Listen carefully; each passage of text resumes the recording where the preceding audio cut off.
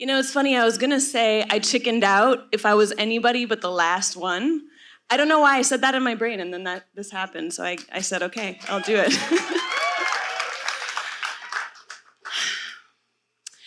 So I've been arrested in 3 different countries on 2 different continents, and I'm not gonna tell you how many times, mostly because I don't actually know. Because at 19 years old, I decided that I was going to take it upon myself to go and save the world.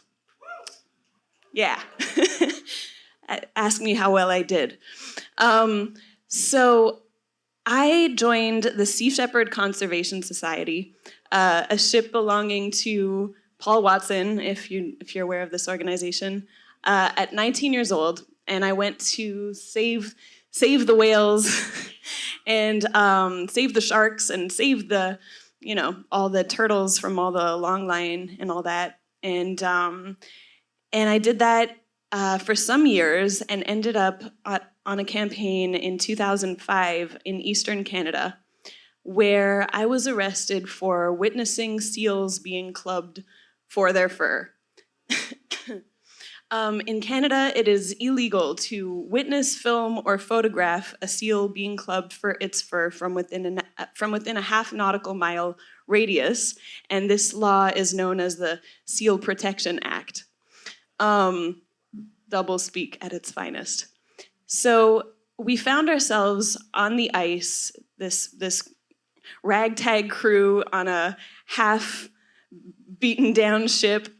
We actually did begin to sink leaving port. We sprung a leak. The hull was less than a quarter of an inch thick in some places. It was a scene, but we were committed. So we patched up the hole. We went out there, and we ended up encountering these sealers because Paul Watson, being the spin doctor genius that he is, suggested that we go out and we break the law because that was what was going to get the story into the media, into the press. So we went out and we went to face our enemies face to face. And we left the ship to go and confront the sealers, and we were told, if anybody strikes you, you do not strike back. You take it. Because if you strike back, even lift a hand, at somebody in return, they're going to frame that in the way that they frame it, and it's not going to be good for you or us. And so we had our captain's orders. We went out onto the ice to confront the sealers, and I was the first on the scene, and immediately I could smell alcohol. And they raised the instrument that they used to, I'm sorry to say, but to bash the seals on the head with and to club them to death with at me. And, they were very clearly defending their turf.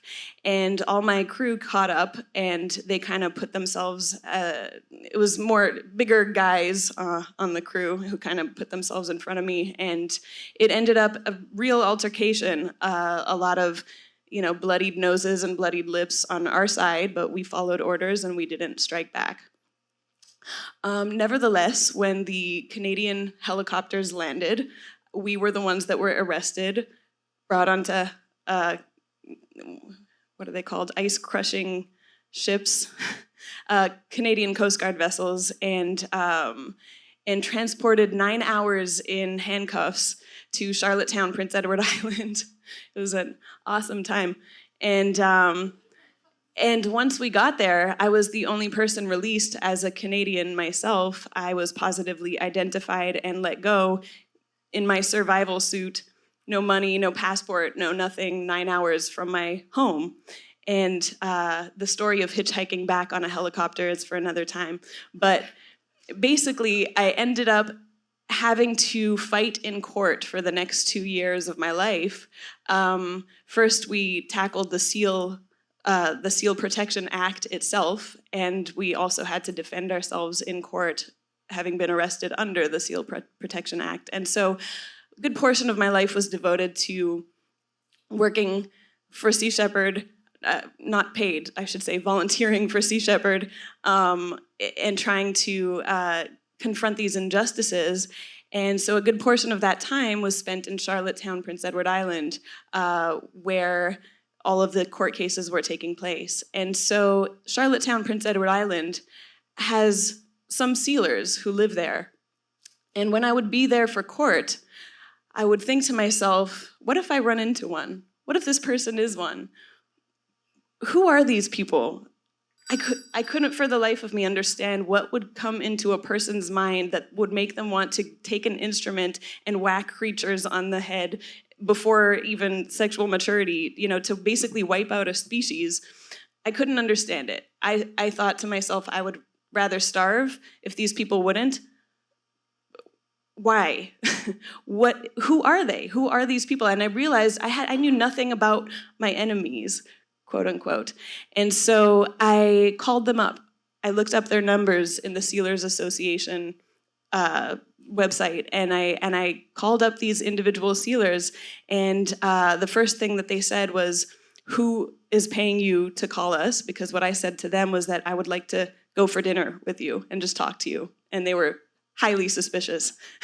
And so they finally agreed, and they came to pick me up on the back of their motorcycle, and I found myself going to Swiss Chalet, if anybody knows, on the back of a motorcycle of a sealer, and we had this long conversation that went into the night, and by the end of that conversation, I realized there's people who do foolish things, there's people I disagree with, but there are no enemies. And by the end of that conversation, they actually dropped me back at home, and they said, one of them said, listen, I don't think anybody could ever, I didn't think anybody could ever tell me something that would make me reconsider my position or the fact that I would be going out next year to the seal hunt, but I'm really gonna give this some thought. Thank you. Okay, let's get some scores for Lisa. Let's go with enemies. What do you got? 9.3, thank you. Z squared, what do you got? 9.9. Frenemies with benefits up in the balcony, 8.7. All right. Brenna is making sure that the numbers add up.